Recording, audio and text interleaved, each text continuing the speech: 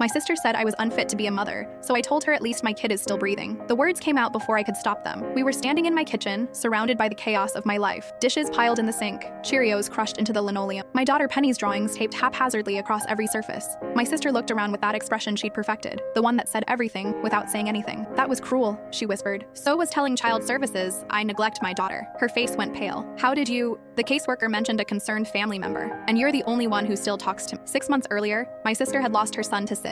3 months old, perfect and healthy one moment, gone the next. I'd held her at the funeral while she collapsed into sounds I didn't know humans could make. I'd stayed with her for 2 weeks, sleeping on her couch, making sure she ate something, anything, but grief had twisted her into someone I didn't recognize. She started showing up unannounced, inspecting my parenting like a health inspector searching for violations. When Penny had a scraped knee, my sister took photos. When I let Penny eat chicken nuggets for the 3rd time that week, she made notes on her phone. "I'm worried about you," she'd say, but her eyes were hunting for proof. The caseworker's visit had been humiliating. She documented the mess, asked Penny questions, and checked our refrigerator. She'd examined the scratches on our coffee table, the stain on the couch, the stack of unfolded laundry. My daughter, who was 5 and brilliant and loved, had to be examined like evidence. She'd asked Penny if Mommy ever yelled, if Mommy ever forgot to feed her, if Mommy's friends came over a lot. The caseworker closed the case after one visit, finding a cluttered home but a happy, healthy child. "Some people have unrealistic expectations of what parenting looks like," she'd said pointedly. Now my sister stood in that same messy kitchen, caught. "I was trying to help you," she said. "You're overwhelmed, you work too much. Penny needs her mother," I interrupted, "not someone's projection of what a perfect mother should be." "My son died because I did everything right," she said, her voice breaking. "I followed every rule, I read all the books.